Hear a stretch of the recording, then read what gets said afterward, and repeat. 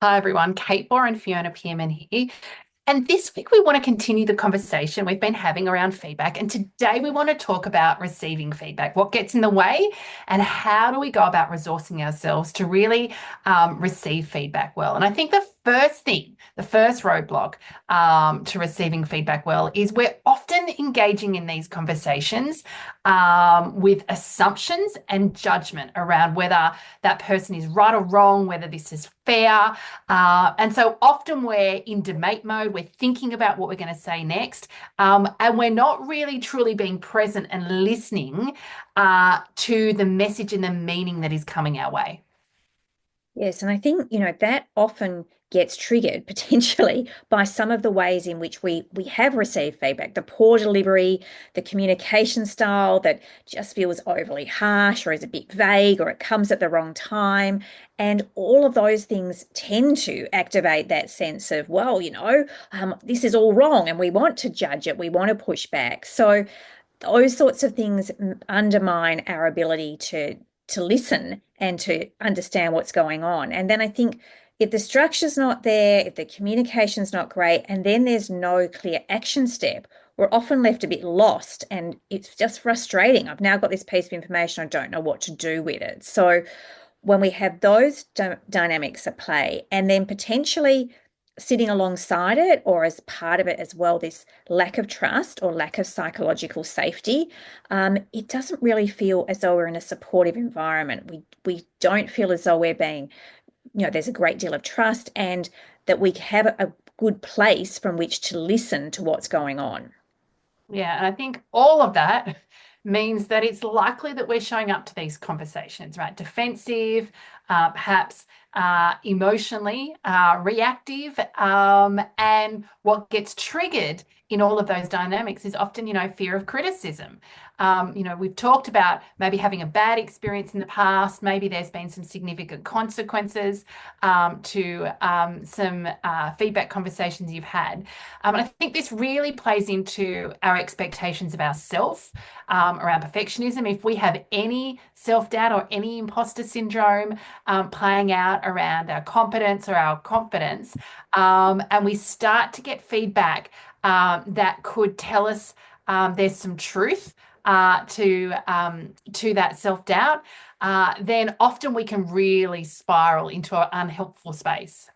Yeah, I think as we get caught on some of these things and we feel as though we're being personally attacked or as though we're a personal failure or something's gone wrong, we start overstating the consequences. Our brains get fired up. They start to take on all sorts of ideas. And it goes from someone saying, this report wasn't, at the standard I expected it, to thinking, oh my goodness, they don't like me. I'm going to miss out on that opportunity. That's going to have all these ramifications. We get ourselves in an absolutely overwrought state, which means we can't listen and understand what's going on. And we take it so personally that we tend to feel our credibility is being undermined. And all of these pieces means it's very hard for us to absorb anything useful that might be part of that feedback. And we often say here that if there's a little kernel of truth, if something stings a little bit, there's probably something worth examining. And sometimes we can let the circumstances around that overshadow what that piece might be that could be really useful for us. So let's talk about how do we resource ourselves to receive feedback well. And I think the first piece is it's really helpful to ask for it. So be proactive, right? When we say, hey, I'd really love your perspective. I'd love to know what I could do differently. When we're actually invited in, we make it easier for the other person. We're giving them permission to give us, growth feedback. But equally, we're expecting it. We're not taken by surprise. And so that can be really valuable. We're going to be prepared for the conversation we're having. I think to be super present, it is really easy to get stuck in the no, that dynamic of thinking and preparing while we're listening. It's hard to do two things at once, contrary to popular belief.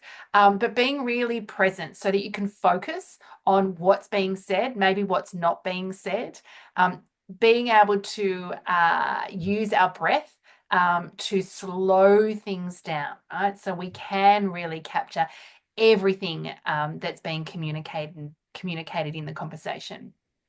Yeah, I think there's a valuable piece here about being able to separate the what from the how. If there's a kernel of truth, something that's useful in the feedback, but it's delivered really badly or done in a way that feels clunky or rude or almost accusing, we can kind of push it aside because we didn't like the delivery.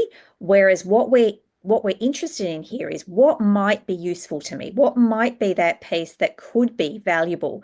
And the really good um, process here is to get curious, to ask yourself and the other person some good questions, to clarify and explore and understand what's sitting behind this, what's going on, what could this feedback be pointing to. Ask for them to be specific. If it's a bit vague and all over the place, ask for specific examples and ask them to tell you exactly what they'd like to see differently, so that you can get into the detail of what's going to be useful here. I think we always know it's easy to take it personally, but we're going to encourage you to not take it so personally. 9 times out of 10, the person giving the feedback does have a good intention. They want you to grow and develop. And if we can take it, even if it's not being delivered super well, that might be their own nerves that's driving them to be a bit anxious in the delivery, but we're willing to take it seriously and ask good questions, we're likely to have at least a decent conversation about what needs to change or be different. Yeah, I think having the willingness to engage and make it a conversation, not just sitting there and expecting the other person to be able to deliver it well, and us to be able to pick it up exactly as they intend. The definition we hold for effective communication is when the message is received as intended. And each of us have a responsibility, both the sender and the receiver, in that dynamic, to deliver on that outcome. I think looking for patterns, one-off feedback, we always say this to our clients: if you've just gotten feedback from one person, potentially that's, one-off perspective, or that's a personal view. It is useful to go and calibrate that. We'll have more to say about that in future weeks. But when things are repeated, when there are themes, it is useful to be able to detect those themes and to be able to dig a little bit deeper. I think it talks to not responding or reacting in the moment, even if you're getting feedback that you don't like, that feels unfair or uncomfortable. It is useful to sit on it for 24 hours, to go away and to reflect, to see. We talk about giving it to the night shift, to see what you notice the next day when you circle back on the conversation from a really curious and self-coaching mindset around what was helpful there. And I think there's this piece around, we don't have to agree with it all, but if we're curious, we can often find maybe nuggets of truth, useful opportunities that maybe aren't immediately present to us. Yeah, we often say, even if you don't like it in the moment, thank the person because it probably took a bit of courage to give the feedback. And so be willing to say, hey, thank you. I'm going to need to sit with this for a little while and absorb it. And then I'd like to come back with you and have a further conversation. I think if you notice you're uncomfortable, if you notice you're anxious as you're getting feedback, listen to that. These are clues to some underlying beliefs and assumptions you might be holding. There also may be good intel for, what your timing is in terms of how you respond. And so the more we can understand what's going on for us and the more we get curious about what's happening internally as we're getting the feedback, the more likely we are to build the capability of receiving feedback, whether it's good, bad, nice, right, wrong, whatever. We can actually take it on board, and listen in and learn something from it, no matter how it's given to us.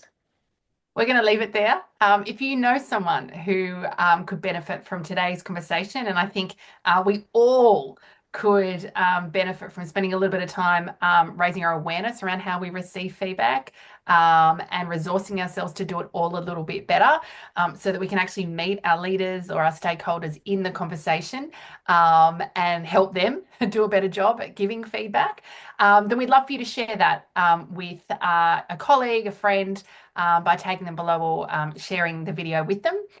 If you'd like to see more of our confidence conversations, head over and subscribe to our YouTube channel. Lots of videos, playlists over there for you to dig into and hear more about our work, lots of clients sharing their stories about the impact of the Acts of Confidence program. And if and when you're ready to go deeper with your relationship with core confidence, visit our website, coreconfidence.com.au.